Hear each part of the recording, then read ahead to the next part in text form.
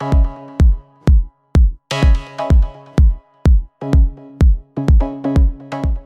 today you join us at Krone's latest product launch, specifically focusing on forage harvesting technology, not least the announcement of a new flagship forager. However, and I'm pleased to say, I'm now joined by the main man himself, Mr. Bernard Krone Jr., who is just going to share a little insight into the company, how it's getting on, maybe a couple of future developments if we're lucky. So, Bernard, 2018. If you could just kind of summarise that to start with, how's it gone? How's it compared to last year? Are you heading in the right direction? Yes, I think so.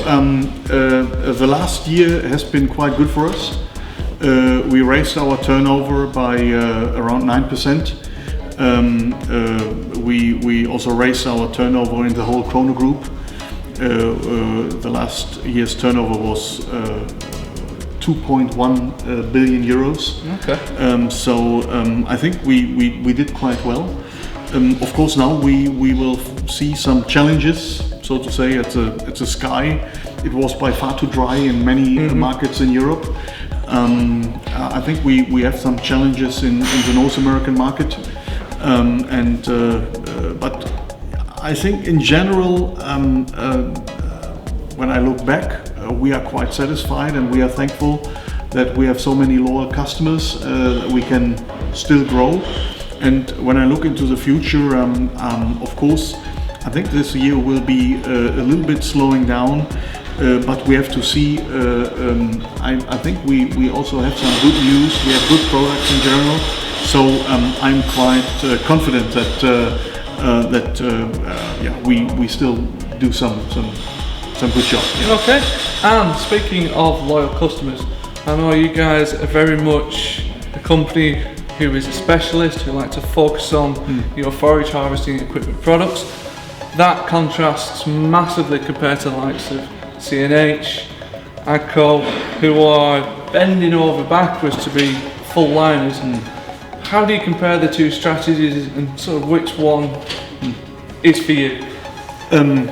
Yeah, sometimes I think it's normal that different companies have different strategies, but in general we believe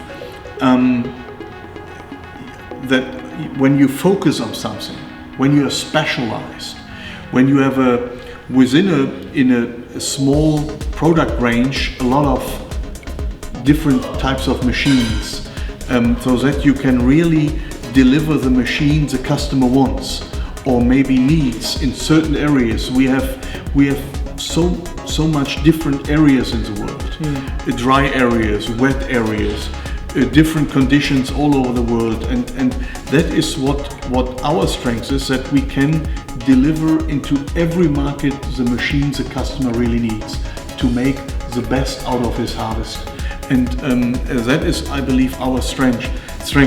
It don't help if you have a lot of tractors, a lot of combines, but then maybe 3 tedders or 2 rakes or maybe 5 mowers.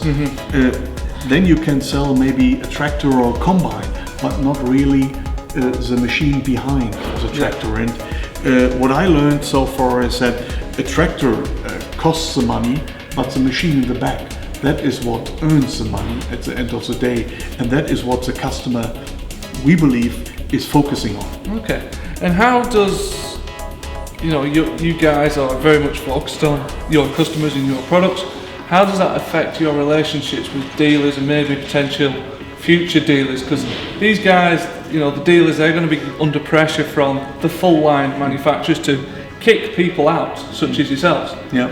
So how do you keep those relationships alive with dealers? Yeah, I think there is no general strategy for the whole world. We know that some of the majors have strategies for the whole world, and they try to put the same strategy from Germany to a country like UK or England or Ireland or France. That is not the right way. I believe we have to be flexible. Yeah, customers all over the world are different. They have different needs. They want, of course, professional partners. They want to have good service, good maintenance. But that is also something which I discuss with our dealers. Are you willing, and I ask the question, are you willing just to focus on one brand? They are used to sell a lot of brands. Yeah? Sometimes they have products which are competitive, yeah? Or competing against each other. But then the majors say now you have to get rid of all the other equipment. They don't care if you have competition or not.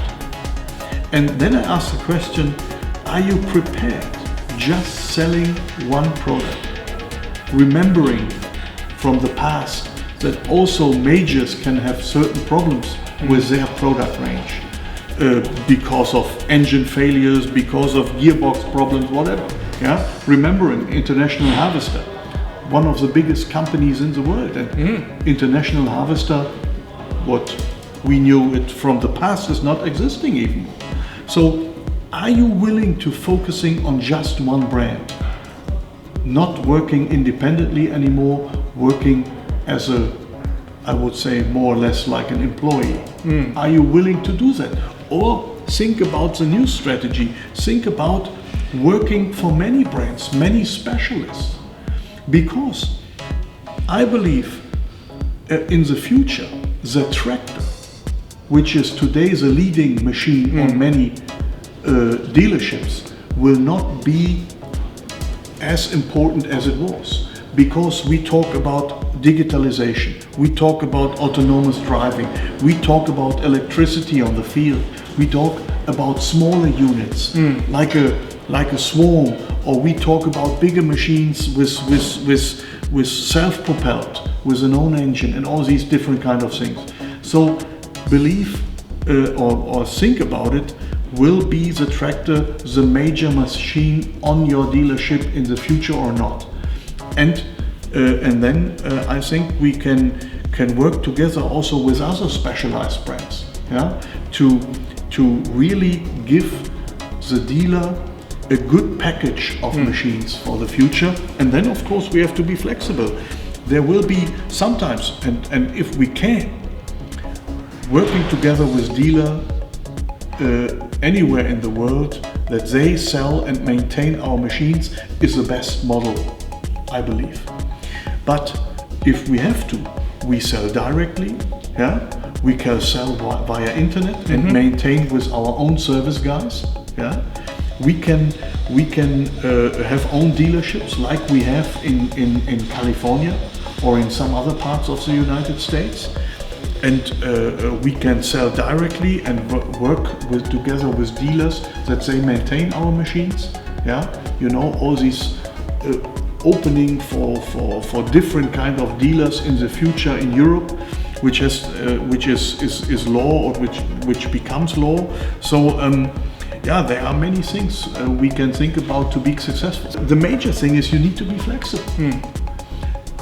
You have to ask the customer by the end of the day what you want, and how do you want our machine, what should we do to maintain it, to give you the right spare parts, and then we listen, and then we do what the customer wants.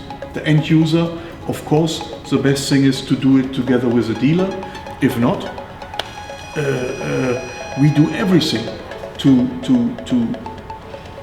ensure that our customer gets the best support he deserves. So in terms of what the customer wants, is there anything else you'd like in your product portfolio? It's diverse already, you've got 200 products pretty much. Yeah. What would you like to add to that? Of course there are several products. To be honest, as I said, not a tractor. We believe our strength is that we are a specialist. Of course, at the beginning, 11, 12 years ago, when I started at Krone, I thought maybe it is a disadvantage that we have no tractor because of what we had talked about earlier. But today, this is our strength, that we can focus on these specialized products. But of course, there are, I think, left or right, a couple of things we could add in the future. But I believe also the products we are producing today, there are some maybe bits and pieces or little things we can add or options we can add that the customer by the end of the day can make a better work. And then of course a lot of things is in the digital world. Yeah? All these services around our products which we believe can make the daily work easier in the future. That is something where we work very hard on. And that's particularly at the moment, that's with DK data and agri-router? For example, yeah, that is a good example where we work at, so that we also there on the platform strategy. In the digital world, we want to ensure that the end user stays independent. He decides where his data is, and he decides where he wants to put his data. And with especially the agri-router, he can be sure that that is in an independent world. When you decide for a dark green brand or a red brand, major brand, then maybe you are in this world, in his world, and you cannot add something from left or right in a different color.